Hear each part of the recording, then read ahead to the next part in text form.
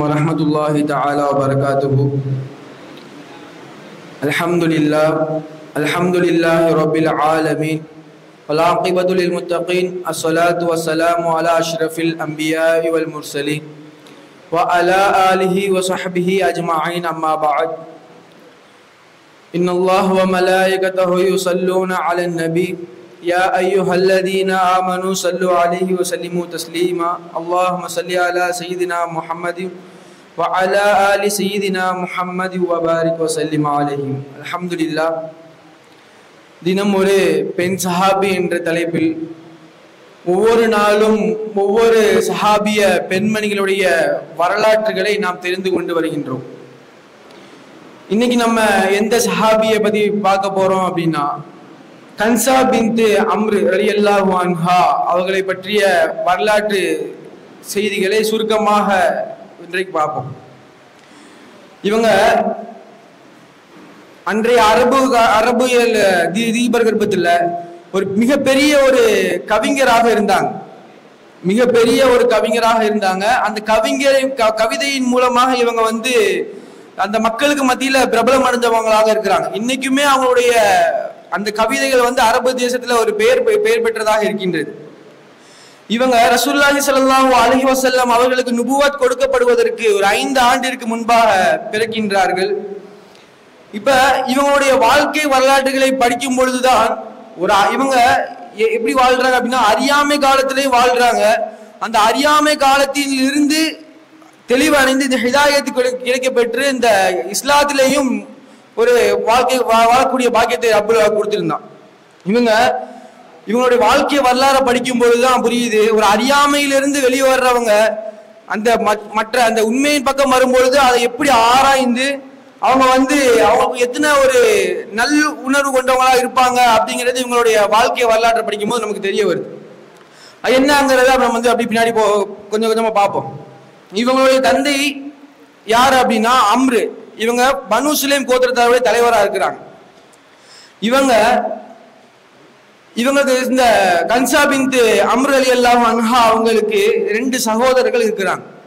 அப்ப அம்ரு என்ன செய்வாங்க அப்படின்னா, தன்னுடைய மகள்களை இவங்க அம்ரு அந்த பனு சுலைம் கோத்திரத்தாருடைய தலைவர் காரணமாக பணம் பதவியின் காரணமாக அந்த மக்களுக்கு மத்தியில மிக்க செல்வாக்குடையவர்களாக இருக்கிறாங்க. அதன் காரணமாக தன்னுடைய மகன் தன்னுடைய பிள்ளைகள் அத்துணை எல்லா திறமைகளையும் எல்லா நற்குணங்களையும் பெற்றிருக்க வேண்டும் என்ற ஒரே ஆசையில என்னென்ன செலவுகள் அவர்களுடைய திறமைக்கு செய்ய வேண்டுமோ அவ்வளவு செலவுகளையும் செய்து தன்னுடைய பிள்ளைகளை அவங்க பாசமா வளர்க்கக்கூடியவர்களாக இந்த அம்ரு இருந்தாங்க. அப்ப இவங்க அந்த ஆசைப்படக்கூடிய அந்த நேரத்துல இந்த ஆசைக்கெல்லாம் ஒரு முற்றுப்புள்ளி வைக்க மாதிரி இவங்களுடைய வஃபாத்து ஏற்பட்டுருது. அதாவது கன்சா பின்த் அம்ர் ரலியல்லாஹு அன்ஹா அவருடைய பால் கூடி அந்த பருவத்துல இருக்கும் பொழுது அவங்களுடைய தந்தை என்ன ஆகிறாங்க அப்படின்னா வஃபாத் ஆகிறாங்க. இப்ப கன்சா பின்த் அம்ர் ரலியல்லாஹு அன்ஹா அவங்க முழுக்க தன்னுடைய சகோதரருடைய அரவணைப்பிலே, தன்னுடைய சகோதரருடைய பாதுகாப்பிலே, தன்னுடைய சகோதரருடைய பராமரிப்பிலே முழுக்க இவர்கள் வளர்க்கப்படுகின்றார்கள். எந்த ஒரு சிரமமும் தன்னுடைய சகோதரிக்கு அடைந்து விடக்கூடாது, மிகவும் சிறப்பாக இருக்க வேண்டும் என்பதற்காக வேண்டி அவங்க தன்னுடைய சகோதரிகளுக்காக வேண்டி பல்வேறு செயல்களை மேற்கொள்ளக்கூடியவர்களாக அவங்க இருந்தாங்க. முஆவியா சக்கர், அவங்க சகோதரருடைய பேரு முஆவியா சக்கர் என்கிற 2 சகோதரர்கள் இருந்தாங்க. அப்ப இந்த கன்சா பின்த் அம்ர் ரலியல்லாஹு அன்ஹா அவங்கள வளர்க்குறாங்க. அது வளர்ந்து பருவ வயது கடந்ததுக்கு பின்பாக அவங்களுடைய கோத்திரத்தாலே ஒருவருக்கு என்ன செய்யறாங்க அப்படின்னா திருமணம் முடிச்சு கொடுக்குறாங்க. அவங்களுக்கு ஒரு குழந்தை பிறக்கிறாங்க. இவங்க குழந்தை பிறந்த சிறிது காலத்திலே அவங்க முதல் கணவர் இறந்து போயிடுறாங்க. 2வதா மார்த்தா இப்னு அபு ஆமீர் என்கிறவங்களுக்கு கல்யாணம் பண்ணி கொடுக்குறாங்க. திருமணம் செய்து கொடுக்கும் பொழுது இவங்களுக்கு அம்ரு, செய்து, முஆவியா, உம்ரா போன்ற 4 குழந்தைகளுக்கு பிறக்கிறாங்க. இப்ப இவங்களும் திருமணம் முடிந்ததுக்கு பின்பாக சிறிது காலத்துல வஃபாத் ஆகிறாங்க. இப்ப என்ன ஆகுது அப்படின்னா, கன்சா பின்த் அம்ர் ரலியல்லாஹு அன்ஹா அவங்க இன்னுமே நான் திருமணமே முடிச்சு கொள்ளல அப்படிங்கிற முடிவுக்கு வந்துட்டாங்க. இதுக்கப்புறம் அவங்க விதவை ஆனதுக்கு பின்பாக இன்னுமே நான் யாரையுமே திருமணம் முடித்துக் கொள்வது கிடையாது அப்படின்ட்டு விதவையாக வாழ ஆரம்பிச்சுட்டாங்க.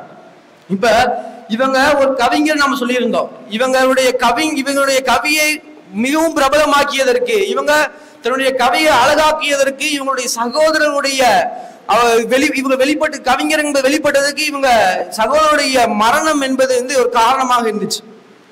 அந்த அரபு என்ன செய்வாங்க அப்படின்னா, அறியாமையின் காரணமாக எந்த ஒரு சிறிய ஒரு பிரச்சனையாக இருந்தாலும் அதை வாள்களில் கொண்டு போர் செய்து அதன் மூலமாக தீர்வு காணக்கூடியவர்களாக அந்த அரேபியர்கள் இருந்தார்கள். அதே மாதிரி அதுக்கு ஒரு போர்ல என்ன ஆகுறாங்க அப்படின்னா, முஆவியா என்கிற எங்க சகோதரர் என்ன ஆகுறாங்க அப்படின்னா கொல்லப்படுறாங்க.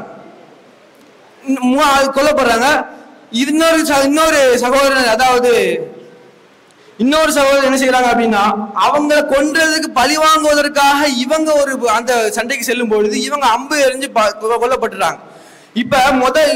இது கன்சா பின் அம்ரில் என்ன செய்யறாங்க அப்படின்னா, தன்னுடைய முதல் சகோதரன் இறந்துட்டோம், இவங்களுக்கு எப்படியாவது நம்ம இது மறந்துட்டு அதை காயத்துல ஏதாவது பண்ணி நம்ம சிகிச்சை அடிச்சு நம்ம எப்படியாவது தன்னுடைய இரண்டாவது சகோதரரை காப்பாத்திடணுங்கிறதுக்காக வேண்டி கண்ணும் கருத்துமாக அவங்களுக்கு பாதுகாப்பு மருத்துவ உதவி செய்கிறாங்க. ஆனா இரண்டாவது சகோதரர்கள் இறந்துடுறாங்க. அப்ப இவங்க ஒரு கவிதையை பாடுறாங்க. அவங்க நீங்க உயிரோடு இருக்கும் பொழுது எனக்கு எந்த ஒரு தேவையும் எனக்கு இல்லையே, எல்லா தேவையும் நீங்களே பூர்த்தி செஞ்சிருவீங்களே, இன்னுமே எனக்கு யாரு எனக்கு தேவையை பூர்த்தி செய்வா அப்படிங்கிற அந்த அறியாமை காலத்துல இருந்ததுனால இவங்க என்ன செய்யறாங்க அப்படின்னா மிகவும் கதறி கதறி அழுகக்கூடியவர்களாக இருந்தார்கள். இவங்க அதை தன்னுடைய சகோதரன் மரணத்துக்கு காரணமாக முழுவதுமாக இரவு பகலுமாக தன்னுடைய மார்பிலே அடித்த மாதிரி கதறி கதறி அழுகக்கூடியவர்களாக தன்னுடைய கவலையை வெளிப்படுத்தக்கூடியவர்களாக இருந்தாங்க. அப்ப இவங்க என்ன செய்யறாங்க அப்படின்னா பிற்காலத்துல இஸ்லாத்தை ஏற்கிறாங்க. இஸ்லாத்தின் ஏற்றதன் காரணமாக பல்வேறு சிறப்புகளை ரசூலுல்லாஹி ஸல்லல்லாஹு அலைஹி வஸல்லம் அவர்கள் மூலமாக இவங்க பெறுறாங்க. ஆக அல்லாஹு தஆலா நம்ம நாளைக்கு என்ன செய்வோம் அப்படின்னா, இவங்க இஸ்லாத்தில இஸ்லாத்தை ஏற்றது பின்பாக என்ன நடக்கிறது என்பதை அவருடைய வரலாற்று செய்தியை நாம இன்ஷா அல்லாஹ் நாளைக்கு பார்ப்போம். அஸ்ஸலாமு அலைக்கும் வரஹ்மத்துல்லாஹி தஆலா வபரகாத்துஹு.